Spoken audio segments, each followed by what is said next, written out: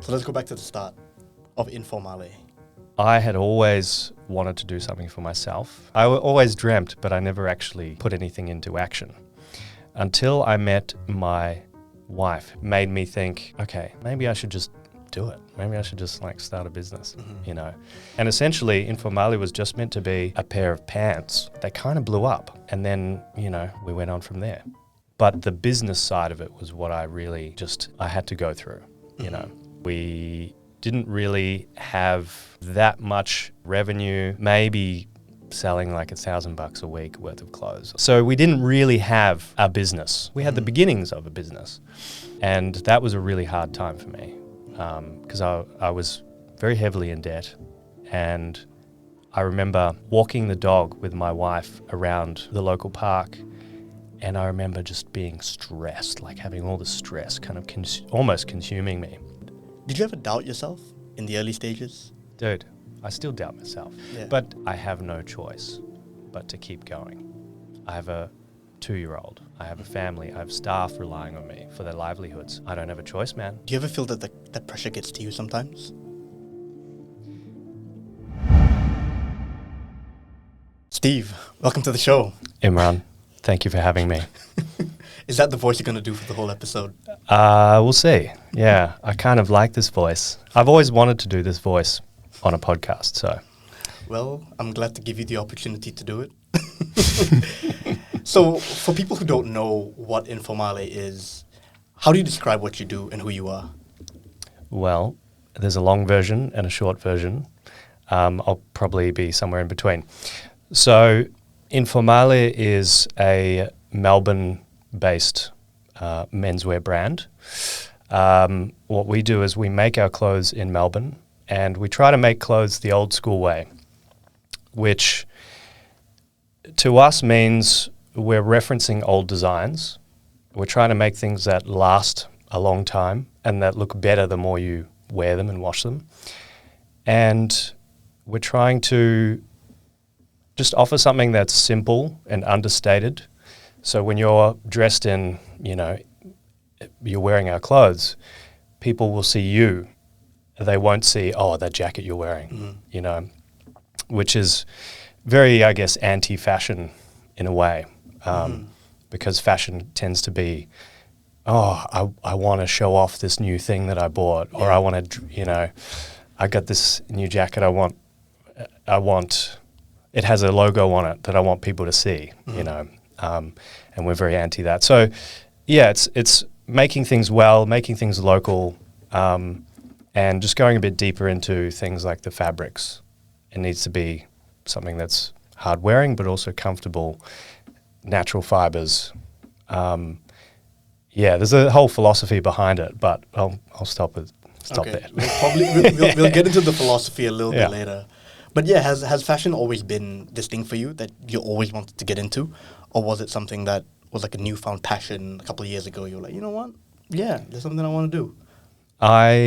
Up until I was about 15, I had no interest in fashion whatsoever. From 15 onwards, it's been pretty much my life. Where'd you start? I started at a very small menswear shop, kind of a multi-brand store, out in Fountain Gate Shopping Centre, which is about an hour drive away from where we are now. My dad got me that job, actually. So I was 15, I needed some pocket money, and I'm typically a kind of lazy person, a very laid back person, let's say. So my dad was the one that actually went out there and met the manager at that shop, and got me the job in fashion. And was your dad big into fashion at all? Not at all. Yeah, not at all. I guess he was once, when he was young and, good looking. He's still a good looking guy. I think, he was he's always been very supportive of me. And I think at the time he just wanted to help me kind of make that first step, get a job somewhere. For sure. And it just happened to be, he met the guy and did the intro.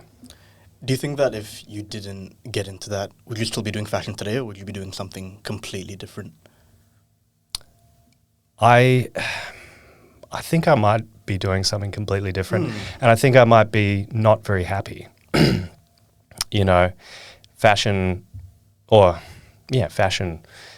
I don't like to use that word very much, but menswear, men's clothing,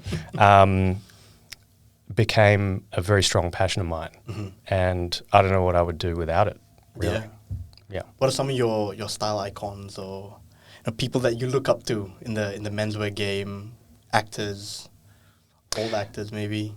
I don't really have, a lot of people can list off their, the style icons and stuff. I don't really have specific people that I look to, as icons. I would say, some of the classics like Steve McQueen. Yeah. But in reality, it's the people around me. It's my friends, especially in the scene, in the niche that we're in, which is what people call classic menswear. There's a lot of guys around the world who dress so well. And it's kind of, a lot of them are in Europe and Scandinavia and in America, even Southeast Asia as well, in places where it's in the culture to dress up. It's in the culture to dress well. And they're not wearing suits, but they're looking their best. And so, most of the icons I have are those kind of guys. They're just the casual, everyday people who are just dressing up. Yeah. Yeah. I get that.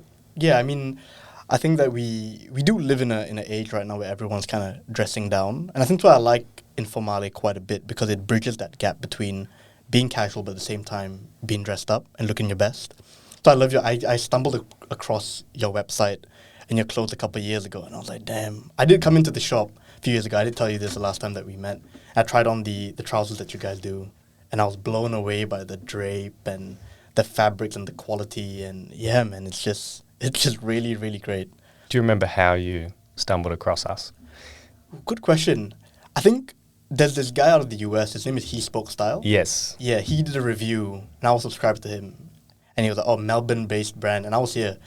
And I was like, okay, maybe worth popping into the shop.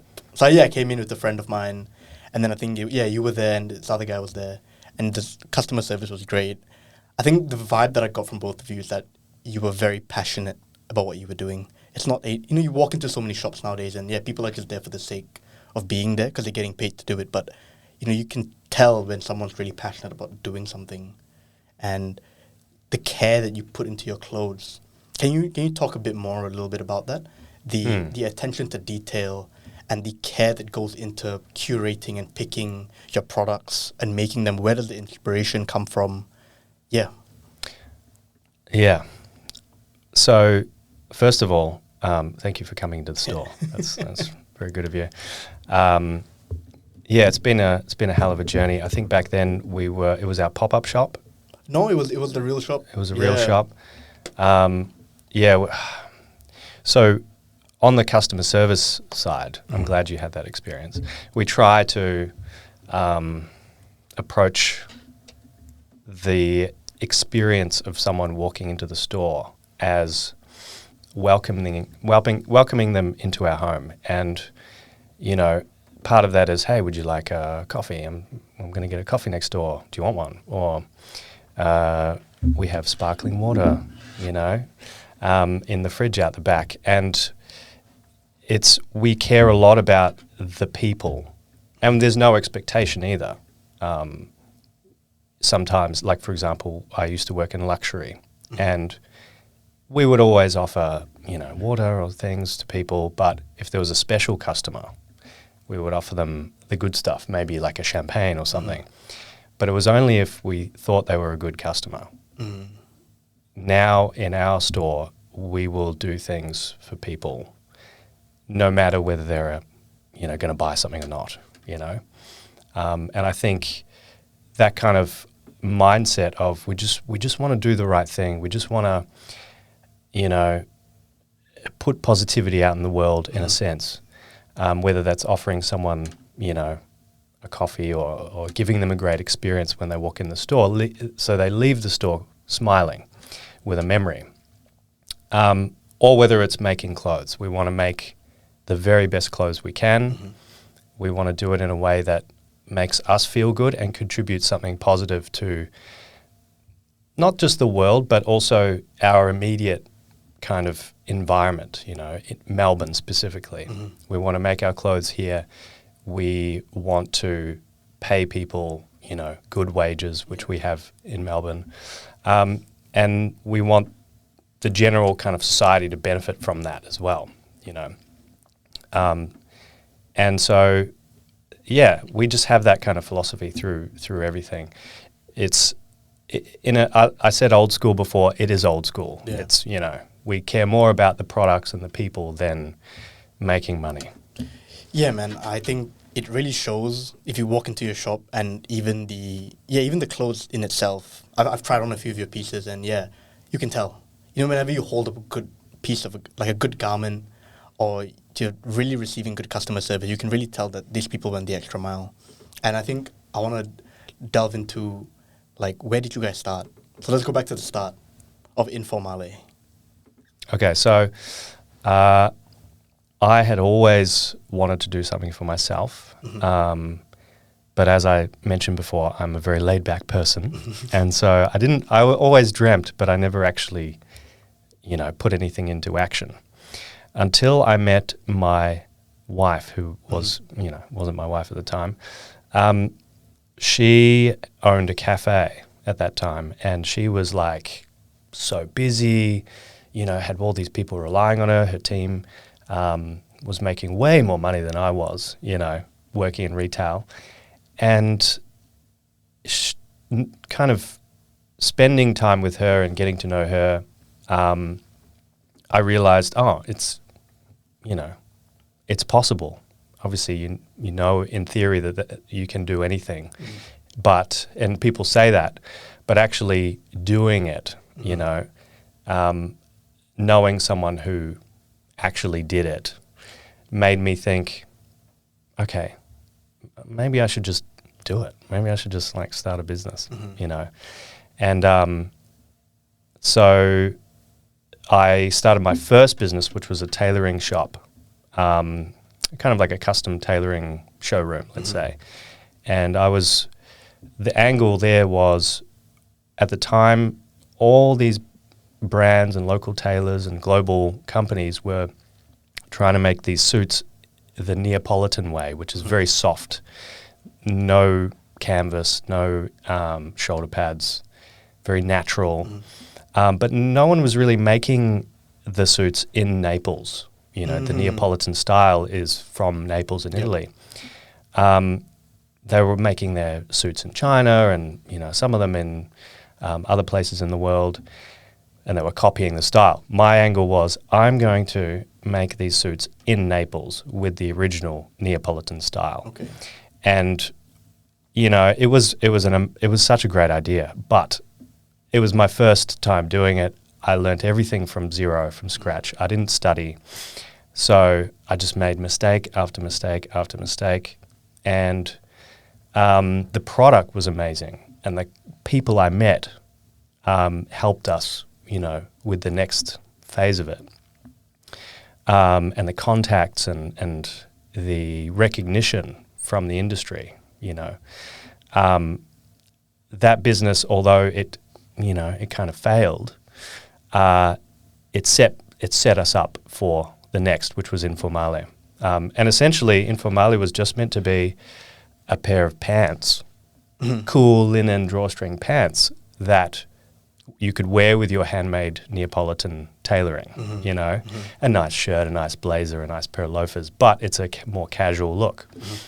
And the original concept for Informale was made in Melbourne, you know, the best quality fabrics, these damn expensive zips from Italy, Zip Fly, which we still use because, you know, they're too good, but they're also so expensive.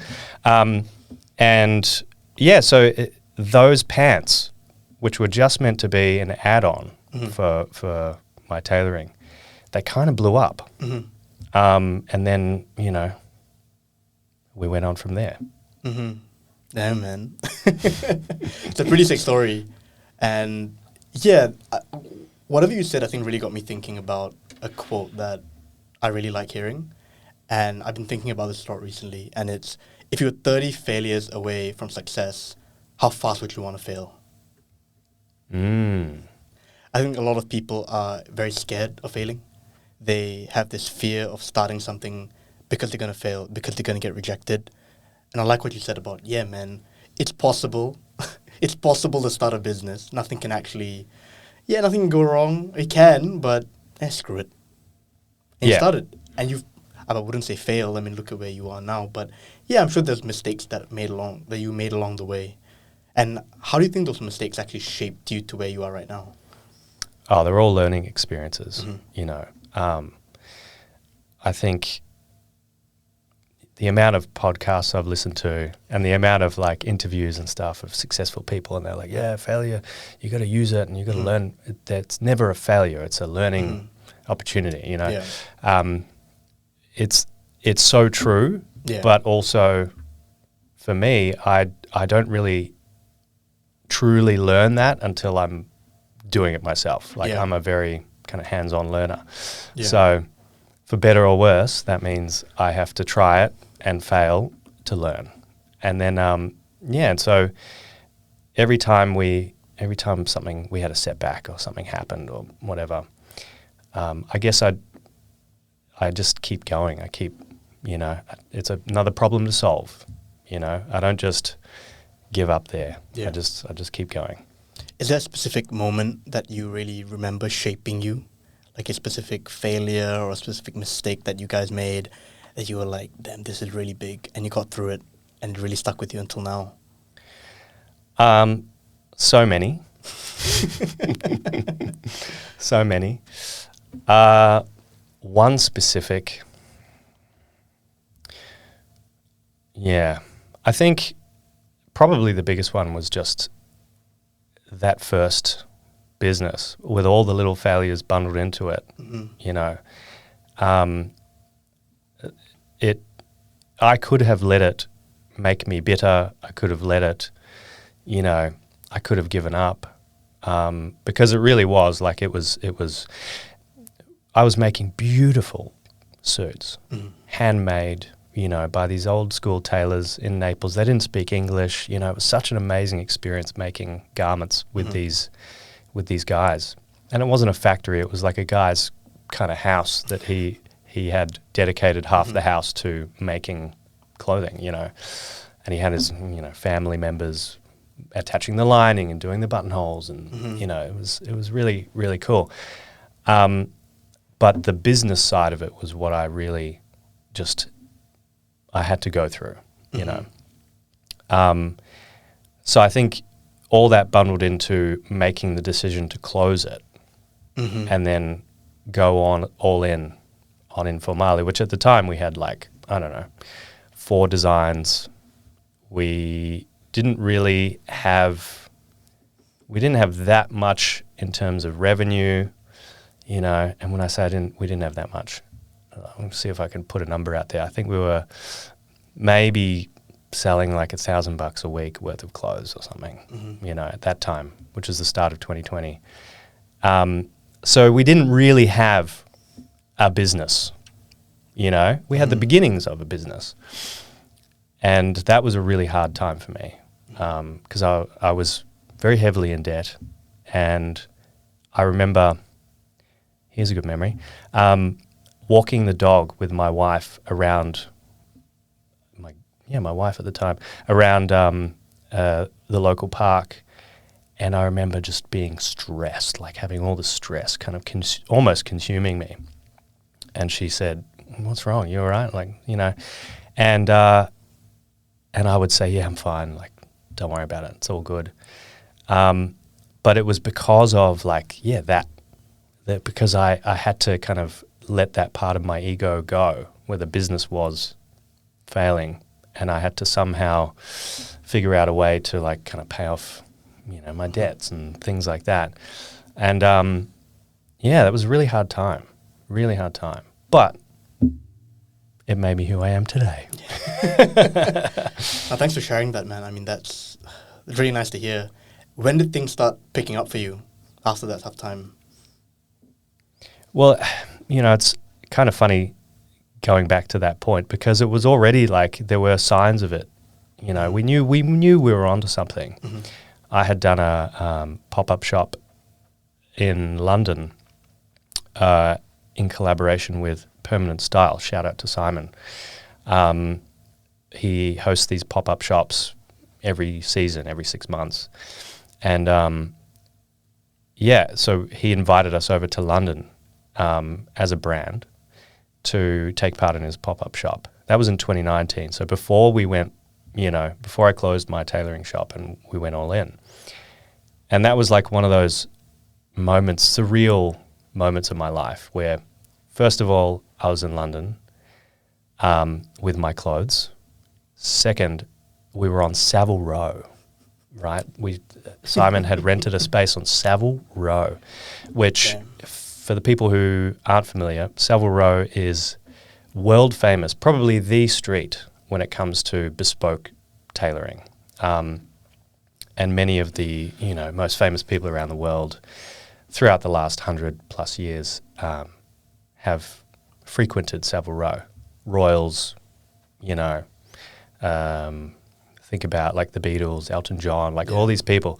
And so Savile Row in menswear, especially in that kind of classic menswear niche, is it's like the Mecca. And here I am, 2019, I was 29 years old, with this tiny little brand making clothes in Australia. And I had this opportunity, thanks to Permanent Style, to go to Savile Row. So that was insane. The experience was insane. So many people came in to see me, and we ended up being kind of one of the top, kind of the second highest revenue brand that he had in the history of his pop-up shops. So even though we weren't consistently making a lot of money at that stage, selling a lot of clothes, there was that, which to me was confirmation, we're onto something. People in the UK like our gear. Yeah. We're not just a Melbourne. Most local menswear brands stay in Melbourne. Yeah. And so, that was one of the defining moments, and that kind of pushed us to, gave us the confidence to go all in. After that, COVID happened, and we were set up online, kind of as an online native company. So the uptick we saw in customers globally during that time also gave us a lot of confidence. And so, so there was the pop-up shop, and then we started seeing all these people from all over, buying our clothes. And then when we came out of that in 2022, we did another pop-up shop in Paris with a good friend, Roman, who has a menswear store there. And, it was the same kind of experience where all these, Parisians and guys from all over France came in. Some of them commuted hours just to come and see us, and I think if we hadn't done those pop-up shops, we wouldn't have had the confidence to keep going, for sure. So I think there's that one main one with the London pop-up was probably the biggest, just from the early days. But there's been plenty since then as well. That's really nice to hear, and that recognition, I guess, must be one of the best feelings for a business owner or an owner. I think I think you said before we started the episode that you are your biggest critic. I think that's always the case. You're always going to be yep. I don't know about you, but for me, I'll look at this episode and think, I could have done that better. I could have done this better. This is not worthy of getting views. I'm it's pretty normal to be a very harsh critic, but getting that recognition from other people and them coming up to you and being hey, I appreciate your craft. I like what you do, is some of the best feelings of all time. I I recorded the last episode with Stefan, the barber, and I was in the barber shop the other day getting a haircut, and some guys were like, "Hey man, I listened to the episode, and I loved it." They hired a new barber, and he watched it twice. Oh, And I wow. was like, "Damn." That feeling is unmatched, and I think that really kind of pushes you forward a little bit, where it's a little bit of like a positive reinforcement to tell you, "Hey, keep going, man. Like, people like your shit." Yep, 100%. Yeah. And I also want to go back to something you said about meeting your wife and how she had her own business. And I just want to ask, how does having a partner really affect your business? How do they push you forward?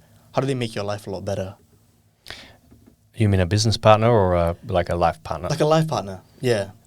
Yeah, because she's both. Okay. we can talk a bit about her being a life partner and being your spouse and how that helps you, and now having a good woman by your side really helps you starting a business. And also on the business aspect of sides, like how does it feel to work with your spouse? All right. So I think it's very important to have someone in your corner. And it doesn't have to necessarily be your partner or your wife. But someone there who's there no matter what, whether you're broke or you're rich, or whether you are successful or whether you've just had to close your business, someone in your corner. And it could be a friend, I'm lucky to have some great people around me, friends and family and my wife. I think, having someone, being in a relationship with someone who knows you for who you truly are, because there's nowhere to hide, you're with them every day, and then still sticks around. I think that, to me, that's one of the things that really helped me with my confidence. Yeah. And also, like, there's that phase you go through, I guess, or for me anyway, that I used to go through in my relationships, not anymore, where you're like unsure, like, are we going to be together forever? Like, so with her, I was pretty sure straight away. I'm like, yeah, I think this is it. We're going to be, she's my person. Mm-hmm. And so moving forward with that kind of like comfort, of I'm not worried if she's the one or not. Like, she is the one. So I'm just going to, do my thing. I'm going to be the real me, and whether she likes it or not, well, if she likes it, she will stick around. If she doesn't like it, I'll know. I don't know. There's a life partner's great. Mm-hmm. Not necessarily needed. There's a lot of people who obviously haven't found their person yet. Yeah. So, as long as you've got good people around you, you can make things happen. As a business partner, now that's a lot more interesting. When we first launched the business, I was very used to doing everything myself. Mm-hmm. And she was also very used to doing everything herself as a business owner. So we had a lot of, discussions around, this is my role, and so we ended up learning from that and writing kind of clear defined roles of what have the final say on and what she has the final say on. Mm-hmm. And that allowed us to kind of move forward, in a very adult way. And then there was we gotta stop talking about business. Like, we have to have our own personal time. Yeah. And that kind of consumed us for a little while until we figured out that balance, which we still sometimes we haven't figured out that balance fully. But but then also having a business partner who is also your life partner, I think the trust level is probably about as high as it could be. Mm-hmm. She's not going to run off with the business's money, or she's not going to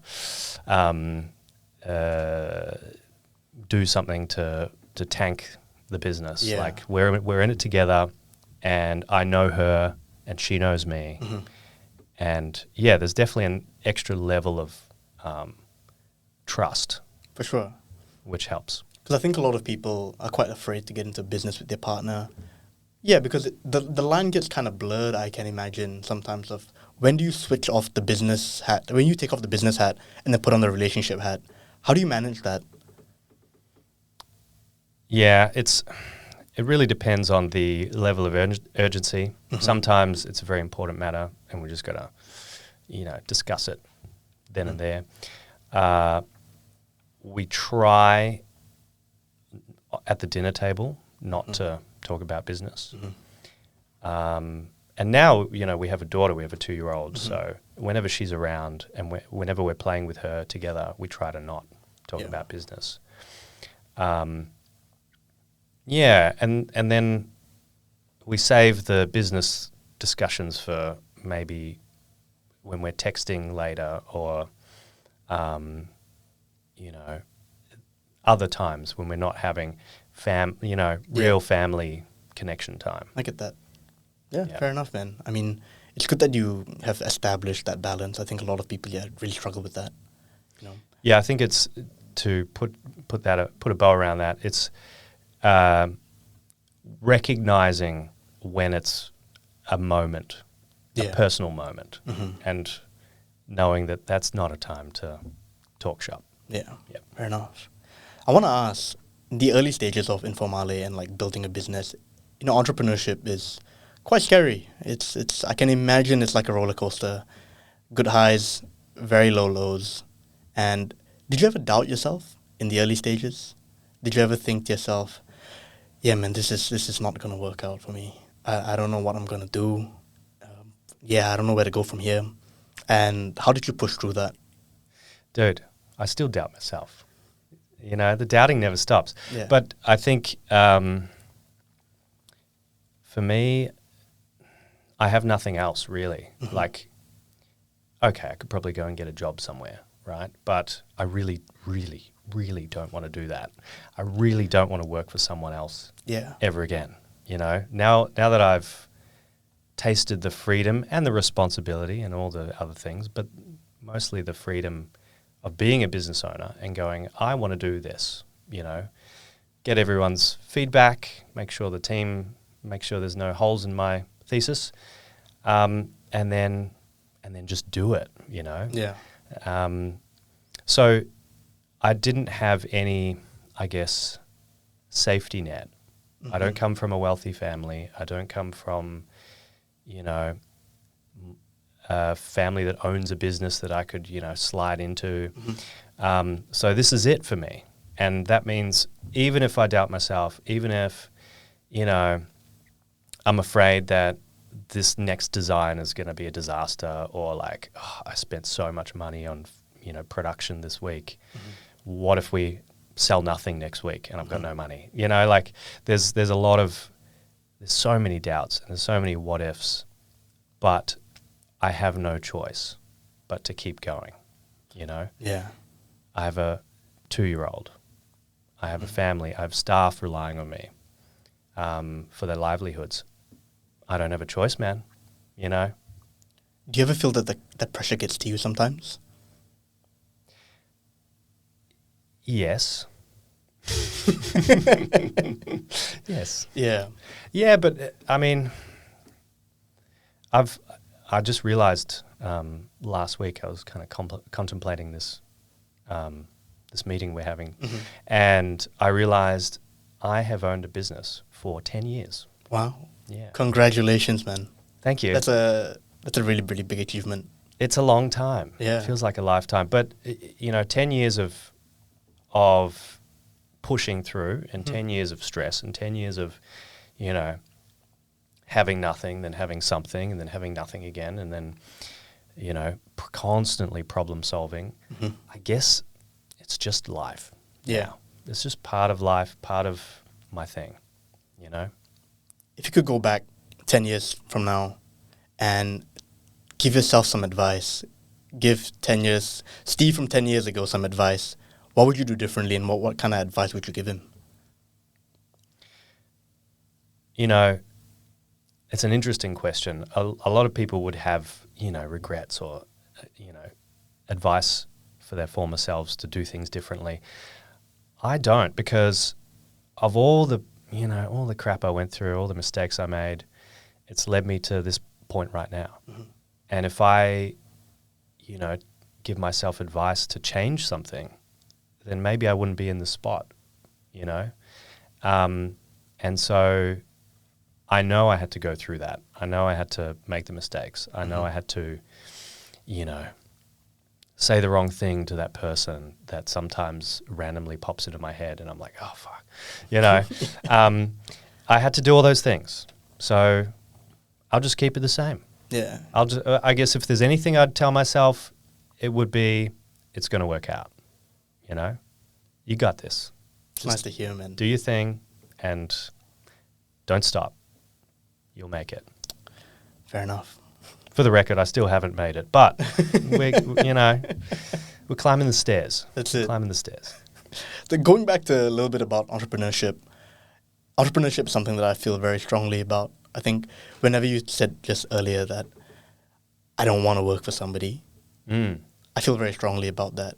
And it's bridging that gap from where I am right now to where I want to be, where I can start something for myself. I mean, this is definitely doing something for myself. And yeah, climbing the stairs, a step at a time. How has entrepreneurship really changed you as a person? I think it's given me the confidence to dream and also to actually walk towards that dream. Mm-hmm. Like I mentioned before, I was a dreamer. I never actually did anything about it, but I was always like, yeah, one day I'll have my own business and one day I'll have, I'll be able to travel the world and one day. And then I realized when I was my own boss and when I was in charge of my own path, I realized that, I actually can do this. I want to travel to Italy and I want to go to this very famous trade show called Pitti Uomo, which I've been, dreaming about for years. One day I was like, I have my business and, I didn't really have the money, but I just made it happen. I booked the ticket and went, Were you at the recent one? The recent Pitti? I was, yeah. So that first time I went to Pitti, I think was probably one of those moments where I realized I actually can do these things that I'm dreaming of. It's a funny thing, but I think being an entrepreneur, that's what's changed it for me.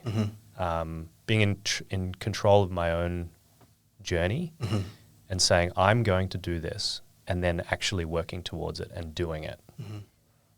Yeah. Fair enough. And you mentioned that you're a pretty laid-back person, and the whole entrepreneurship mindset and culture is very much like hustle, hustle, hustle. You should be working 25 hours a day. You should sleep negative 1 hour a night. It's like that. That's the culture in these type of realms. And how does you being a laid-back person actually, work in entrepreneurship? So I've learned to push my natural want to sit on the couch. Push that aside and just do what needs to be done, So it's, I guess the constant question that I ask myself is, what is the right thing to do right now? Is the right thing to, doom scroll or watch YouTube for a couple of hours like I really, really, really, really want to? Or is the right thing to do tick off my to-do list or call this person that I've been dreading to call, because it's bad news, or put in this order that I've been kind of putting off because I know it's a very expensive order and I don't want to spend the money, because I like the money sitting I like looking at that number. And so it's just what's the right thing to do and just doing it. For sure. I feel that in a sense too, because I would consider myself to be someone who, yeah, as much as I'm ambitious, I also do like to relax a lot. So it's finding that balance of, okay, I need to get shit done, but at the same time, how do I actually like find time for myself to relax and unwind? I think I don't know if you heard of like the 80-20 rule before. Yes. Yeah, so that's something that I've been really trying to implement recently in my own life, where it's like, okay, what's the 20% of things that will give me 80% of the results? Focus on that. All the other bullshit, like checking your emails for like 2 hours a day, checking messages and stuff, that, yeah, technically is you working on the business, technically is you getting work done, but it's not deep work. Like, that can be done as an afterthought, because you don't need your full brain capacity to be checking your emails. It's like, what is the stuff that, yeah, is the right thing to do right now? And getting that done first, I think, is something that, yeah, I need to implement a lot more of. I think a lot of more people need to implement too. You mentioned balance. I think sometimes the right thing to do is sit on the couch. Some things, like for me, having a young family, the right thing to do is to ignore my phone and ignore my to-do list and spend good quality time with my girls, sometimes the right thing to do is cancel on, plans, like business plans, in order to go and help my grandmother-in-law who's recovering from surgery. Like there's the right thing to do is not always focus on the business. The right thing to do is, at the time, the right thing to do. For sure. I think it really reminds me of Churchill during the war, where he actually spent most of his time thinking. He would get out of bed not early in the morning. He would actually get out of bed pretty late. And he would spend a lot of his time walking in the garden, thinking. And so he's not actually working a lot of the time, but that actually made him, I guess, a lot more efficient, a lot more productive in a sense. I think in modern times, you've been pushed this narrative of you need to be working at all times, and that's real productivity. I think, and I used to believe that, if I'm being honest with you. I thought, yeah, I need to do more. It's always about doing more, Okay, this is not happening. I haven't reached what I want to reach. That means I need to do more. It's not a question of, okay, let's look at what we currently have. What can I do less of that I'm already doing a lot of? And what can I do more of that I need to do more of? I don't know if that makes sense. But living a lot more of a slower life. So I think, ignoring the phone, going for a walk, thinking, being in your thoughts a lot. I feel that we live in a area right now where you constantly have to be stimulated in a sense. If you're walking somewhere, you got to be listening to music. If you're driving, put on the music, put on a podcast. If you're home alone, put on a YouTube video. I mean, I'm guilty of this. If I'm washing the dishes, I'll put on a YouTube video and listen to it while I'm washing the dishes. It's never just, hey, you're washing the dishes, just wash the dishes. You're cooking, just cook, man. You don't need to be listening to music. You don't need to be listening to a podcast. And I think that's where the best ideas actually come out. If I look back and think about where all my best ideas have come from, they're in the shower when I'm not listening to anything. They're when I'm taking a walk. If I'm going through a tough time and I'm taking a walk and I'm just in my own head, that's where my resolve comes from. It's not me listening to more information. You know what you need to do. You don't need to listen to another podcast. You don't need to listen to another YouTube video. You already have the answers. You just kind of need to think about it, in your own head. Well said, Imran. I agree, 100%. I think we're so overstimulated. We've got screens everywhere.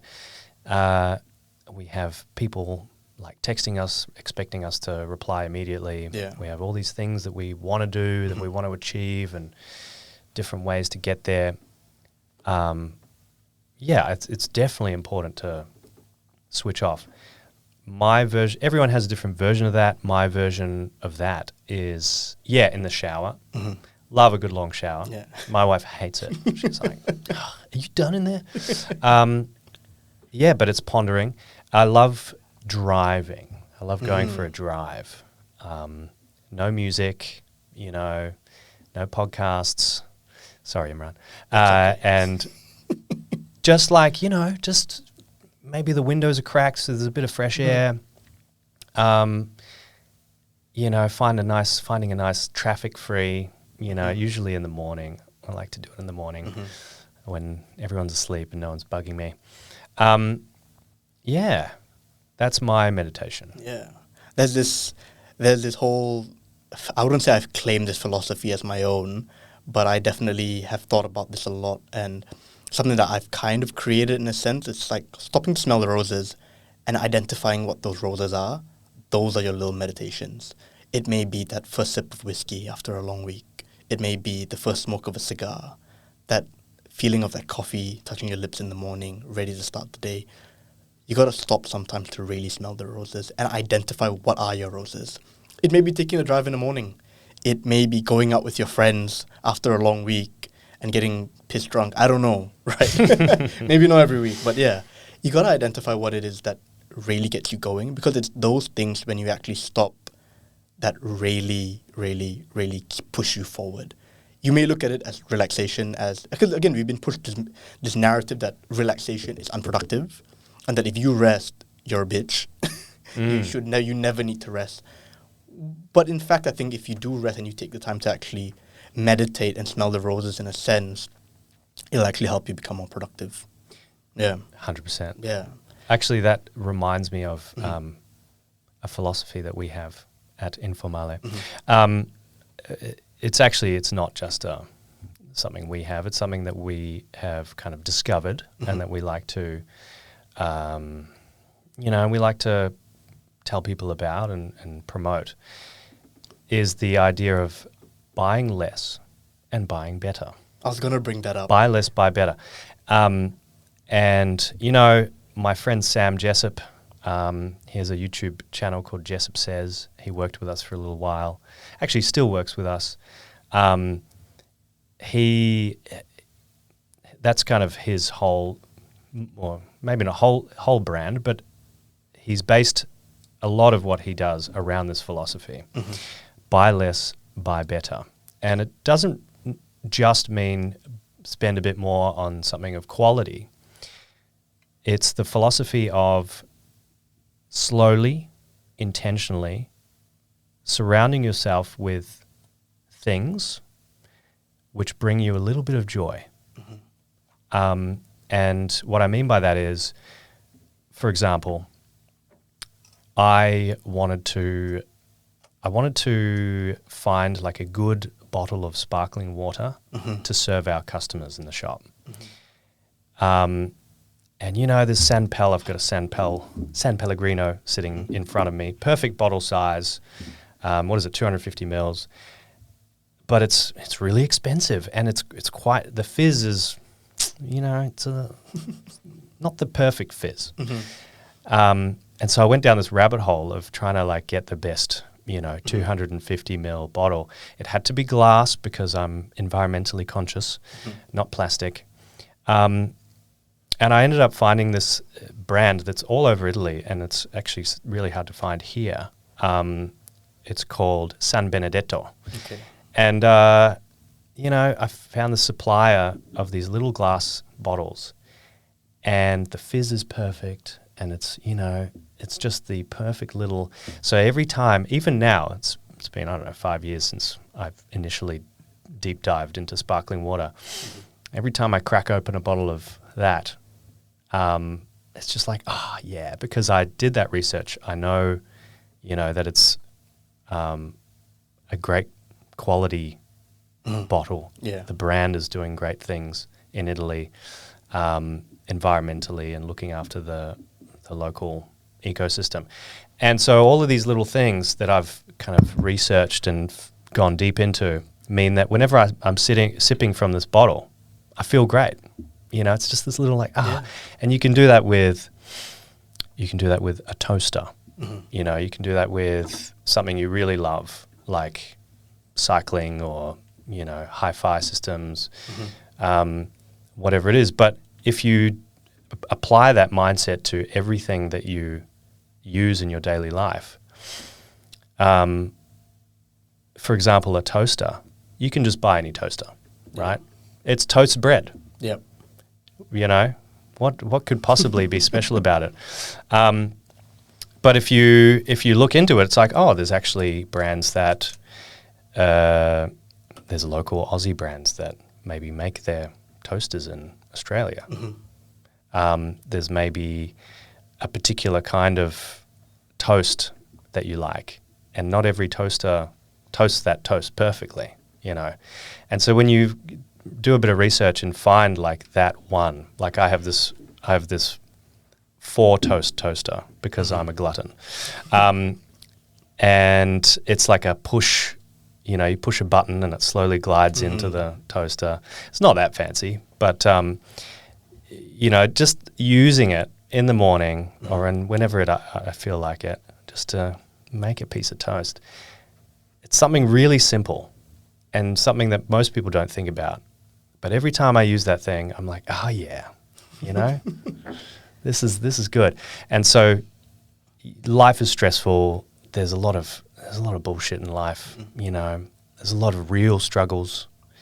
So if we can do things, small things every day to just make life a little bit better, just give us a slight ray of sunshine through the clouds, then we should do it. And buy less, buy better.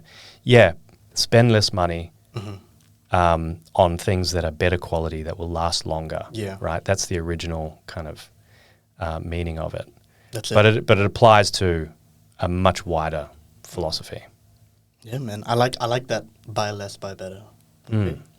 I want to ask, what does your definition of success look like now compared to maybe 10 years ago? I think success 10 years ago, before I started a business, before I really knew, was probably more about money and more about, you know, freedom. You know, freedom to do things, to do whatever I want, you know, to go. If I want to fly somewhere, I'm able to do it. If I want to buy something, I'm able to do it. But now I think success is making a difference, helping people, you know, leaving a legacy, you know. Yeah, I want Informale to be around long after I'm gone, you know. And I want to keep the local garment industry going in the little way that I can. I want to continue to, you know, employ people and pay them well, you know, pay them as well as we can, which then gives them hopefully a better life or a good life. For sure. You know, I think they're the things that I see more as success now. That's really nice to hear. And going back to legacy, yeah, what would you want Informale to be remembered as, you know, long after you're gone? What are your plans for Informale? Do you want it to be this, I don't know, giant? I don't know. What do you feel? You know, this isn't a fully formed idea. So I kind of flip between different things. Part of me wants to be like Brunello Cucinelli. And, you know, Brunello's like publicly listed, you know, huge business. They have stores all over the world, you know, multiple billions of euros revenue. They refurbished a small town in the countryside of Italy, and they make pretty much all their clothes in that area. So Brunello's done a lot for his local community, and for, you know, pretty much that buy less, buy better mindset. Although his clothes are very expensive. It's a luxury, very much a luxury good. So I'm like, I'd love to do that, but obviously on a different scale and in a different way, and kind of keep the Melbourne clothing making scene alive, because it is very, it's dire out there. It's not, you know, it's on life support at the moment, and it would be really nice to grow big enough so that we can make a bigger impact, and try to keep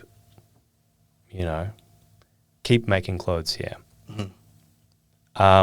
And part of me is like, I just want like a small team. I don't want to have that much responsibility. I want to just like make great stuff like we're doing now, maybe have a couple more stores and a slightly larger team so I'm not like doing everything.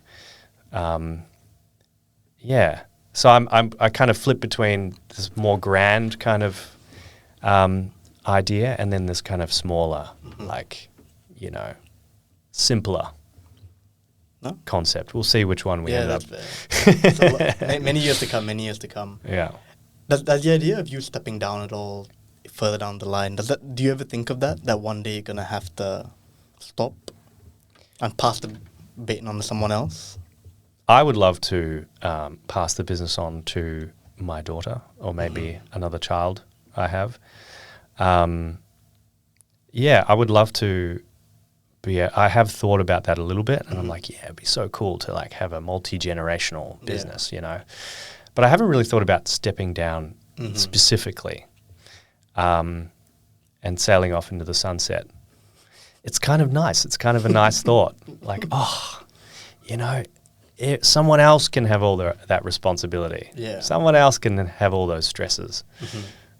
Yeah, I guess it carries a good feeling for me, but I haven't really thought about it too much. Fair enough. I mean, it's still really early on in the Informale, you know, the career of Informale. So yeah, it's probably a thought you'll have in a couple decades' time. Yeah. Yeah. I want to actually go into a bit of fashion, talking a bit about fashion or menswear. And I want to ask, what advice would you give to a young man who wants to dress better and carry himself with more confidence?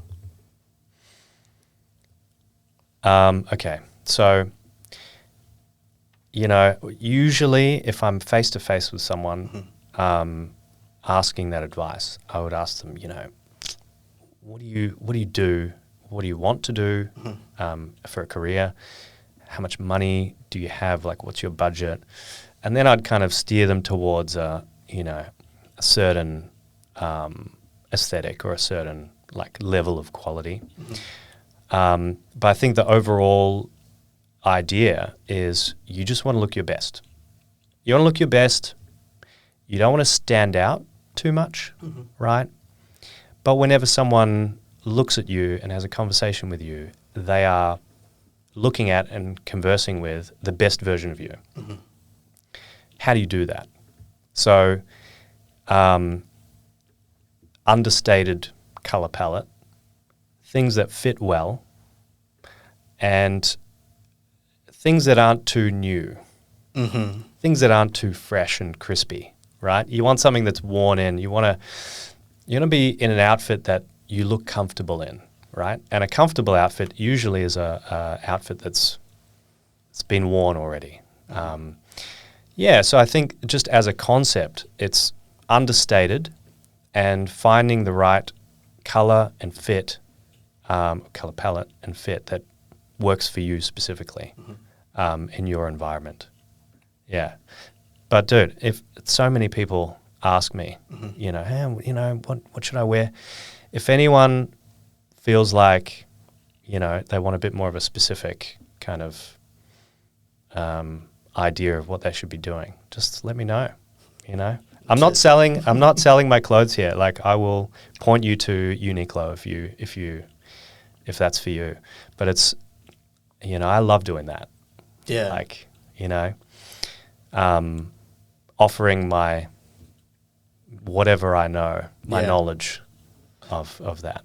No, it's cool, man. It's cool. I think it's especially if you enjoy it, you know. Like for me, I enjoy classic menswear. I enjoy menswear. I love learning about it. It's like a hobby of mine. So I love talking about it too. So it doesn't even come off as like, yeah, I want to, like someone's asking me and yeah, I have to tell them. But I'd love to. I'd love to actually talk ties. I'd love to talk, you know, shoes and different leathers. And yeah, I don't know. Some people may look at that and be, it's a bit weird. Dude, everyone has their thing. Yeah. You know, like, yeah, you're right. Some people think fashion talk, especially guys, you know, especially in Australia as well. Overseas, it's, you know, in some countries and some cultures, it's second nature, you know, like talking about, hey, where'd you get those pants? Yeah. They're so nice. The fabric, ooh, you know, Yeah. that's an interesting texture on that fabric. Who's your tailor? We don't really have that so much in Australia. but we're trying to bring it back. Yeah. So, but it's important to know that or recognize that everyone has their thing. Some guys are into golf, and they will talk for hours about golf clubs and their swing, and the different golf clubs around, like courses. There are different golf courses around, and if you've been to this one in like Hawaii, it's amazing. Like every guy has his thing. Sometimes it's clothes, sometimes it's footy, sometimes it's cars, and clothes just happen to be our thing. Some guys have a lot of different hobbies, and most of our customers are that kind of guy. Yeah. They tend to research and tend to get really into things. Yeah, I think I am guilty of that too. Yeah, but I love it though. It's the best. Yeah, it's the best. It's the best. Yeah. And I think in fashion there's this temptation to always chase trends. I think you see a lot of people on the street who basically look the same, and there's no defining qualities about them. They look like a copy of one another. When a piece goes trending from, I don't know, Uniqlo, everyone has them. I'm definitely guilty of that sometimes. I look at it and go, yeah, I'm socially conditioned to be like, yeah, that looks cool, man. I should hop on that. In my opinion, the Margiela tabbies are extremely disgustingly ugly. That's my opinion. I don't know if you feel the same way, but yeah, it feels like a resurgence that everyone's like, yeah, I think that they're cool. And look, a lot of people. Okay, fashion in general is designed to be a little bit ugly, like a little bit objectively kind of, gets the gag reflex going. But it's touted as cool, and the cool people wear it, and like very, very good looking people wear the things. So for that cycle, it's designed this way specifically. For that trend cycle, you go from like, oh, I love it, it's amazing, I need one, to, oh, everyone's wearing it, like, oh, I kind of feel a bit, it's still kind of cool, people still like it, but now everyone's got it. To, at the end of the cycle, like, I hate this, I've worn it too much, I'm sick of it, like, it's actually a bit gross, and the cool people are onto something else. Yeah. So I want what they want again. Fashion's designed that way. And not all of it is like this, right? So there's some things that last, and there's some things that kind of go in and out of trends, but objectively they're nice. But yeah, a lot of it is just, it's designed to be, it's designed for that cycle, for you to get sick of it. Yeah. Yeah. Yeah, fair enough. And yeah, I want to ask, what fashion trend do you just hate the most right now? Don't get me started. We can get into this. Look, fashion trends are, you should not be looking at fashion trends. Okay. Not, well, you specifically, but people in general shouldn't be. And, there's very few things that I feel strongly about. You know, I'm pretty open-minded. I'm pretty chill. I'm happy to change my mind. Like I have this opinion, but I'm happy to be. I think trends are a way to maximize spending. Trends are a way to maximize spending, and they have been. I don't know if they've been. Discovered or originally promoted by businesses, but I think they have at least been made the most of. Trends are, a trend is literally something that is hot now and it will not be hot tomorrow. Yeah. And so if you buy into something that's a trend, you will regret it, eventually. One day, even if it's like 20 years from now, you look back at a photo and you're like, oh God, what was I wearing? Yeah. Or I had that stupid thing in my hair, like that's so, if you want to not have that feeling, just do what you like, buy what you like, enjoy it. You don't need the newest thing, the shiniest thing. Just stop looking at the trends. In terms of specific pieces, though, like specific trends that you are seeing in 2025. Birkenstocks. Really? Yeah. Like all of them? Look, they're good quality. They're good quality, right? So I will give them that, and very environmentally friendly. So, at least it's not trash, like plastic trash. But yeah, just like, I hate that they are so popular and that everyone wears them. And I also hate that they are kind of objectively one of those things that are a bit ugly, But people wear them like ironically. I'm holding this personally because I own a pair. So I just hope that you know that. That's fine. You're allowed to. Okay, cool. I got the pass. My word is not the gospel. Yet. No. All right. Birkenstocks, number 1. At least give me 3. Okay. No. I'm